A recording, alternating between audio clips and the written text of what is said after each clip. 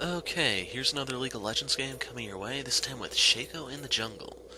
As per the request Spuun made a long time ago, we are now taking the clown out to play. Lane matchups will be detailed in a second. This is post-commentary, and the Nautilus top lane kind of threw me off, but I'm Shaco in the jungle. Against Udyr, we have Braum partnered with Draven bot against Vayne and Annie. We have Mundo top against Nautilus, and I can't see who Ziggs is against.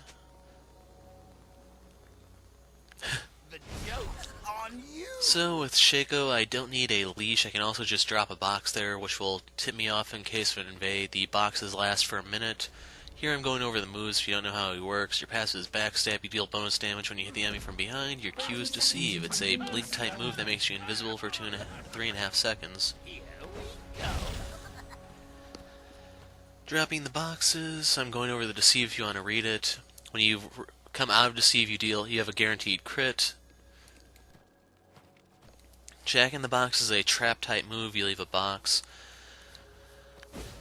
Has a 15-second cooldown, that's the key to jungling without a leash. You can read about the 2 shiv poison there. Has the passive effect of being a slow on your auto attack. Active effect is you hurl the knife, inflicting the slow, but it's weaker and lasts, not as long. Also, the passive isn't up while you have the move on cooldown. So the Jack in the Boxes do inflict a half-second fear. They last a minute, you can see the one timed out, and Braum is going to be nice and actually start his passive so I can stun the buff monster and not really take that much damage.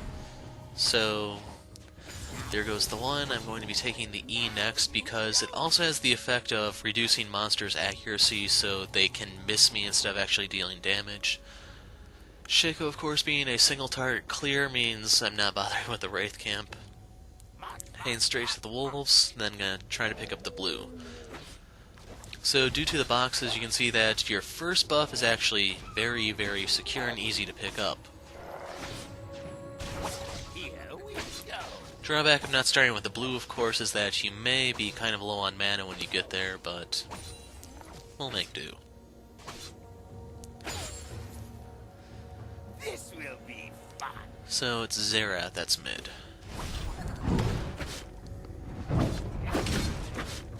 So sadly I can't actually go back there to help the box, but I did enough damage at this point to where I can get this without actually tanking too much. Picking up my Q, and I can actually go pay a visit to Nautilus in the top lane. Nautilus is a pretty good gank target at the beginning because his shield is not really an issue. If he doesn't have his Q, he has no escape, and if he's in the middle of the lane, his Q actually won't help him. So I'm dropping the ward there to keep an eye out for any possible reinforcements, but it is Udyr. So moving in, getting my crit, dropping the box. Does inflict its half-second fear. And right there I dropped Ignite. And Nautilus could have killed me, maybe, if he had ignited me, but right there we pick up First Blood. And ideally that's going to help Mundo get snowballing. Basically, both teams have the strategy of sending our tanks to the top lane and hoping that our tank is the bigger tank come late. But if you couldn't tell by the 30-minute timer, it doesn't actually last that long.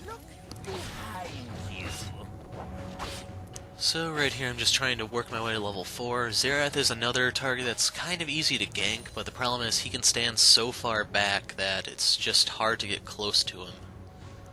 On the other hand, with Vayne and Annie, Vayne has Condemned to knock me away, Annie has a stun. That one is not that fun.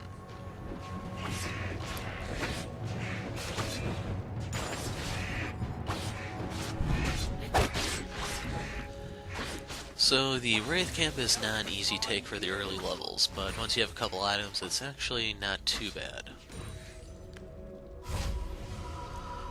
So right here I'm going back. I'm going to be going for the Elder Lizard this game. I was thinking about going Feral Flare because of Udyr, but all in all it doesn't really become an issue. And I forsake the Pink Ward in favor of a second Longsword so I can try nastier ganks.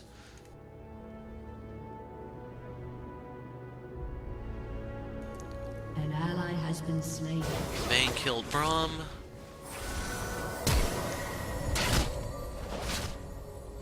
And Draven cashes out.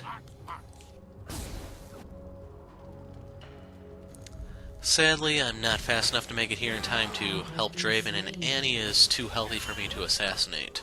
She is pretty low on mana, but there are enough minions here that I can't actually go on her without pretty much committing suicide.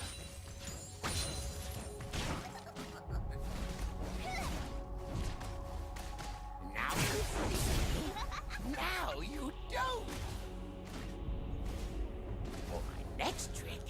Right here I'm just trying to pick up some last hits, make sure that creep doesn't reach the tower. Annie is kind of free to try to poke me, but she's not too much of an issue yet. An ally has been slain.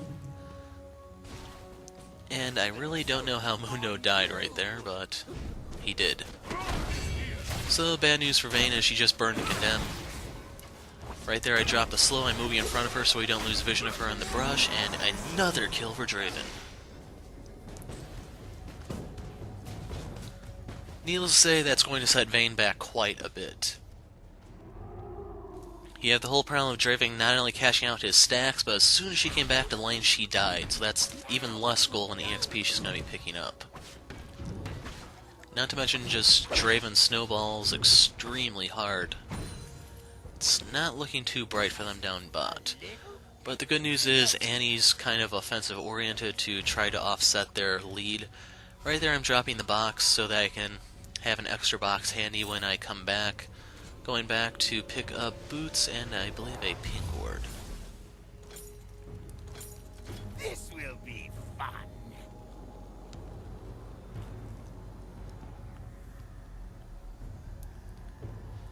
So, due to the Udyr, he could be running the whole Madstone thing, which I've stated in other videos I am not a fan of, and we do have to be on guard for dragon solos from this point on. So right there I procced the fear from one box, I dropped the second one to get an extra half second, and as a result I can actually take that without taking too much damage. And now I have my ult, which I believe is called Hallucinate. Basically, you create a copy of yourself. You control it with R, just like you do with Tibbers. Now you don't. And Xerath is out of mana. So box fear, factor in the slow, and Mega Inferno Bomb for the kill. Has been slain. And somehow or another, Draven went down. I blame Annie. Look behind you.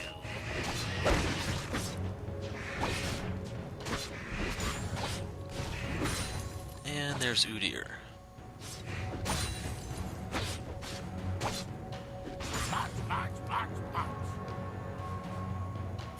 And I really don't need the blue buff. It would help Ziggs considerably since he can try to deal with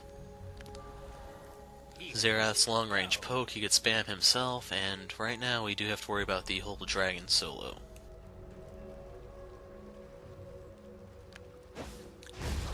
So I'm dropping the box there in case Udyr wants to try to bum rush me. He is going to get feared. And for some reason he decides to go in on this. I pop my ult, picked him up, and sadly I'm not actually going to be able to get away from this because of Vayne. Slain.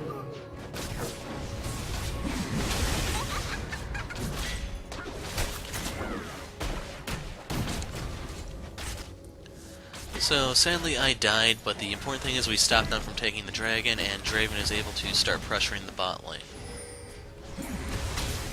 I get to pick up the Elder Lizard, and now I can actually start generating conservation stacks and help get more gold.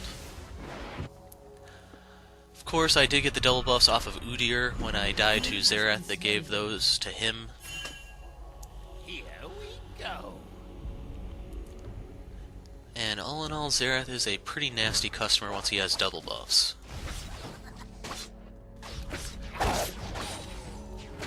So I don't want to start the blue buff without Ziggs handy. I may actually end up taking this one just so I can use my moves a bit more. But all in all, once I have the Elder Lizard, I don't really need the blue buff anymore. Yep, I took it, so that means Xerath's going to be getting a visit really, really soon.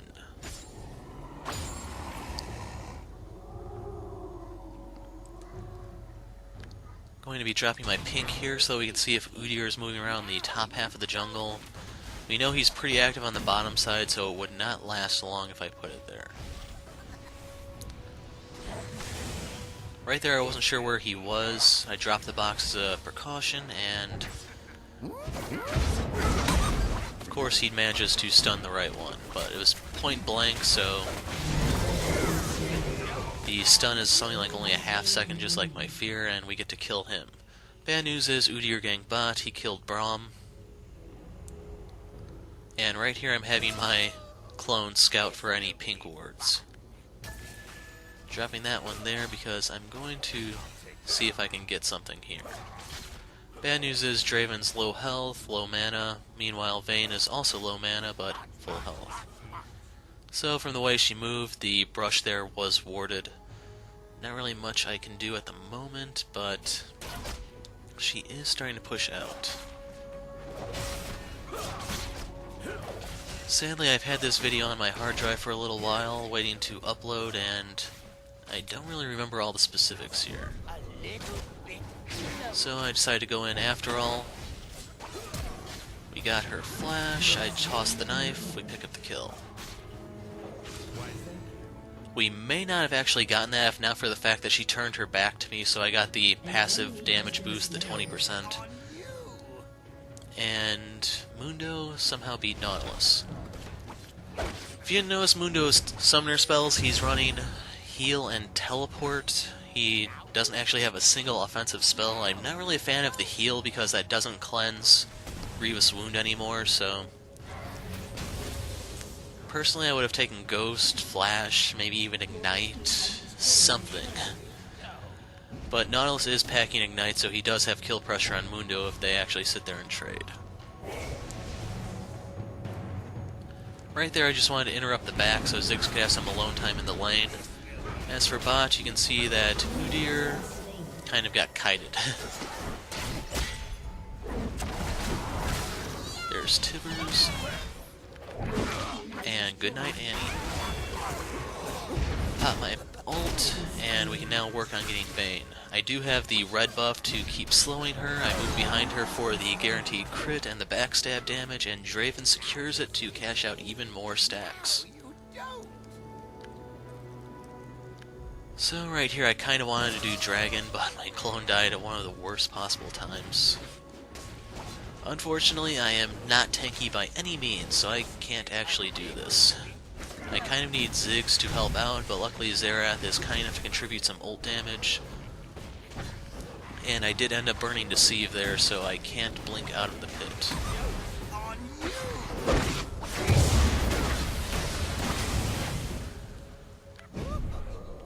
And unfortunately Ziggs stopped attacking it, so Xerath got to secure that.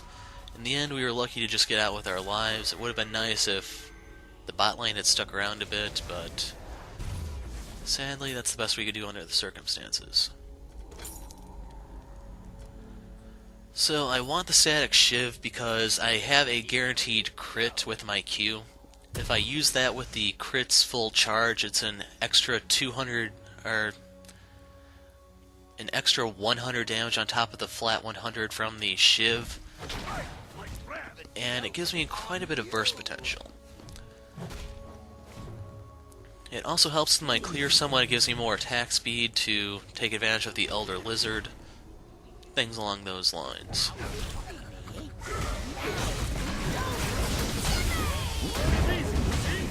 So I popped my ult there just in case they were going to take another shot. And for some reason here, I'm trying to move my clone, but it's not actually moving for some reason. I don't know exactly what happened, if it's some sort of glitch that happens from time to time with Shaco or what, but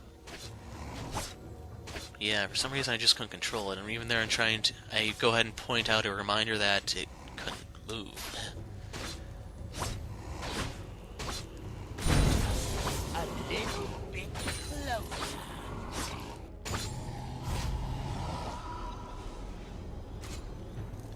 So I'm going to get the completed Zeal, I believe, which will help with additional mobility, some extra crit for just random auto attacks, more attack speed, etc., etc.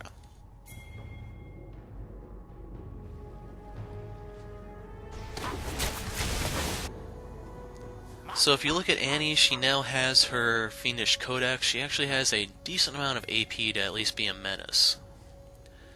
Definitely want to give this over to Ziggs so that he can start doing his famous siege defense and actually make Xerath work for any damage he's going to do to that tower. Drawback here is I have the Elder Lizard and the red buff, so the dots they could be a bit excessive. Luckily Ziggs did time everything correctly and I did not pick up the loot buff by accident.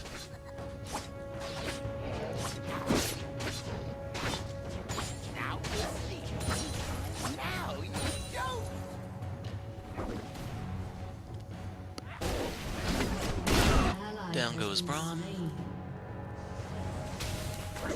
And one thing I can point out is that time is not really on our side for this game. The enemy team does have a Vayne.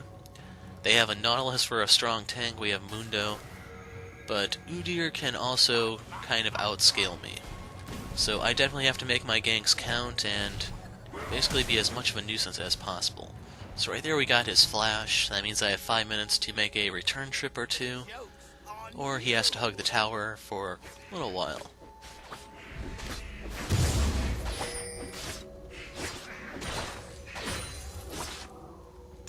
Here we go. Ziggs is trying a gank down bot. Shut down. And you can see that Xerath won't even come up out of, well, past the midpoint of the river because he knows he's in danger. You missed.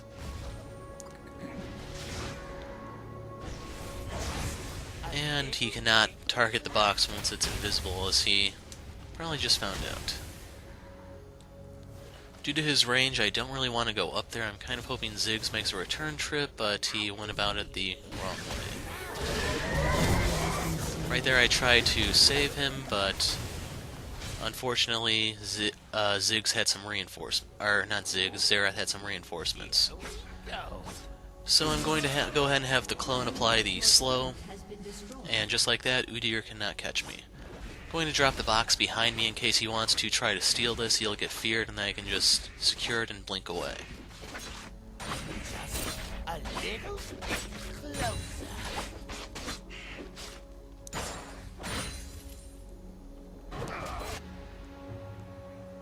So with Udyr showing bot, I can work my way down here. And I don't believe they know I'm here. I don't really have any proof to verify that, but I drop a box so that they can't really chase without being feared. And it's time to go in. Or not. As you can see, we did group up so Annie could do the 3-man Tibbers, and in comes Nautilus. I'm going to go ahead and drop another box, but Draven is kind of finished. Has been slain.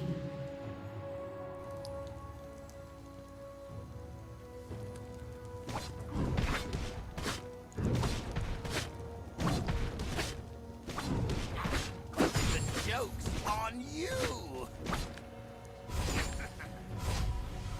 But anyway, while we have a break... Oh, one thing I can talk about here is I want the Hex Drinker more than the Shiv, just for some protection against Annie, because she's that much of a nuisance at the moment. Plus it also helped me a little bit against Xerath. It does mean delaying my power a little bit, but the way the game is playing out, the Hex Drinker is kind of important. Now you see me. But anyway, I can talk a little bit about the channel. I don't really know how my update schedule is going to be looking lately. I have a few games I can show that, well, I don't have the brightest of people active. Your team has destroyed a turret. And unfortunately, I've had such a series of those games that I am starting to get a little fed up with the community at the moment. As a result, I kind of see myself as taking more of a break from the game. The schedule may adjust accordingly. We'll see. Joke's on you. But I have built up a few games that I haven't uploaded just yet. We'll have to see how everything plays out. But since the Udyr release, I've actually started to see the dumbest members of the community.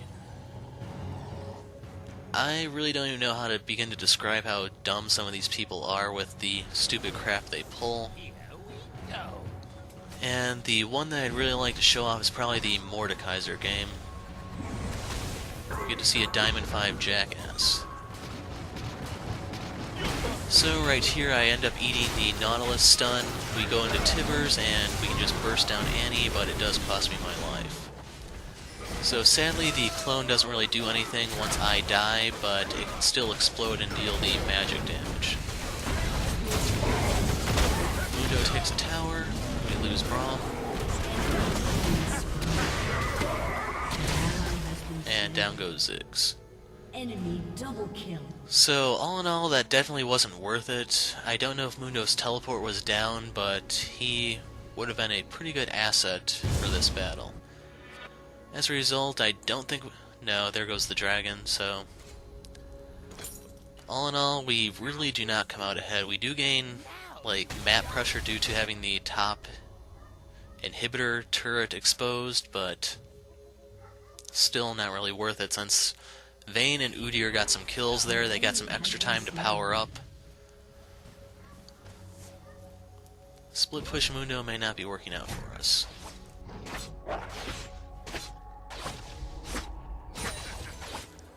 And I can't read what Draven just said there. Oh, if Xerath dies, we win. So... there's a bit of an interesting situation going on here. Xerath is good at killing Draven, while Vayne is really good at killing Mundo, so we actually have a reason to go for both of them, either of them, etc. And unfortunately, since I'm the team's assassin, that of course means it's up to me to actually pull off the hit. Closer.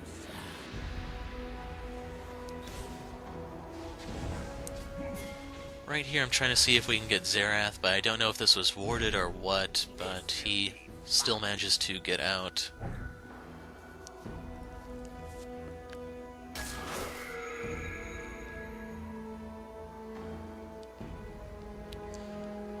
March, march, march. So sadly Nautilus is actually at the point where he's starting to become tanky enough to where I can't kill him too easily. I need to actually leave that to one of the carries. Well, I just try to focus on one of the squishy guys, namely Xerath or Vayne.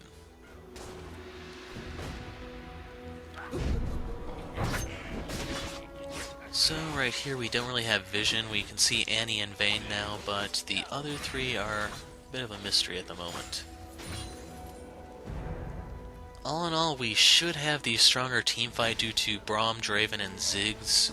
Plus I have the ability to just go around the backside and just break their formation.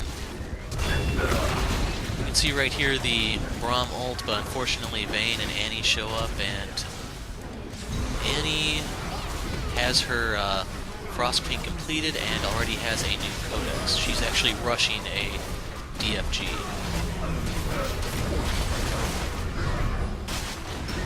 So for some reason my team actually decided to dive there.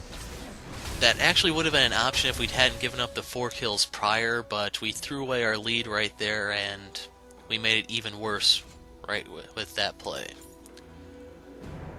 So right there I tell them don't dive anymore because our lead is gone.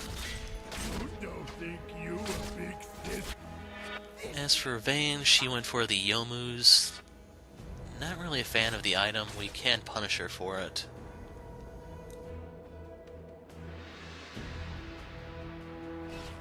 The joke's on you.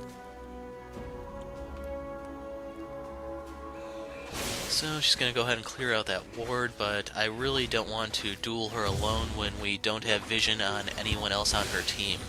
Even though I may get the upper hand, there's always a chance a Xerath ult could come out of nowhere and turn the tides, or even Xerath just with a long-range stun. Just a little. But the good news is, the red buff is about to spawn, and we're on the part where this game is going to turn around a bit. Anticipating the fight, I move up, And this time I'm aware that the flank is coming, and I'm going to actually prepare for it accordingly. Namely, I'm going to drop a box there so that we get a little bit of extra warning when they show up.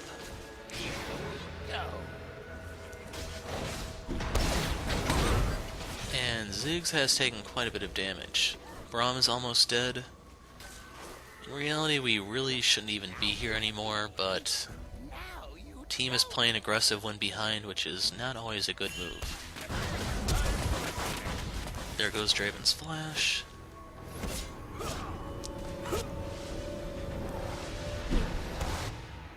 Here we go.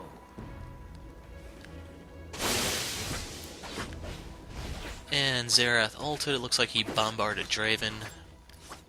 I want the red buff for reasons you're about to see. On you. They hooked Mundo. They're blasting Mundo. There goes Annie. And I accidentally hit the wraiths there, burning my shiv, but luckily I get to move around to recharge it, and lo and behold, there are the squishies. There goes one. There goes the other.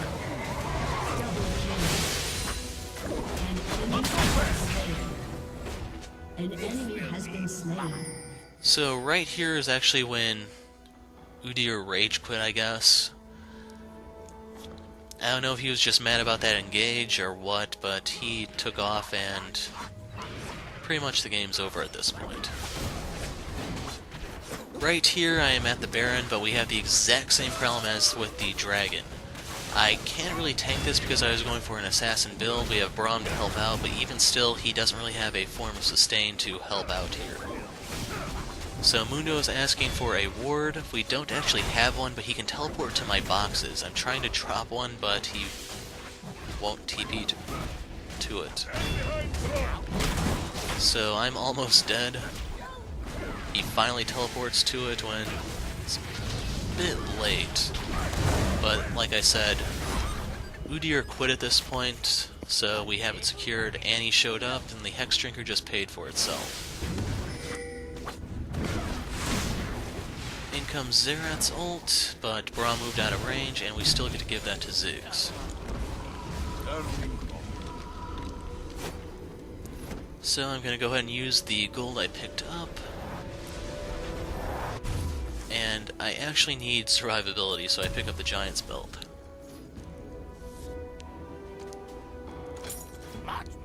And I picked up the Warden's Mail because I figured it might help slow down Vayne since I'm going to be on top of her. It will actually extend my life slightly. That's pretty much the whole reason of it. And once I get the Randuin's Omen, it's a slow that I can drop on the back line. It's basically the whole reason for that item, even though they're so AP heavy. And right here is the game-ending teamfight. So even though Vayne stealth, she still ate the crit shiv hit, and as a result I get an assist. And here's where they just throw in the towel.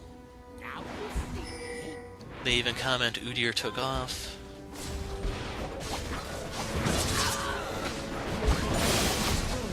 And it's hard to tell how this game would have played out because my team made some bad calls in the mid-game and they were just making bad calls once Udyr was gone. They picked that one bad fight and I guess there was some sort of breakdown or what, I don't know. But anyway, Shaco for Spuun, I'm the Hero of Light. Thanks for watching and goodbye.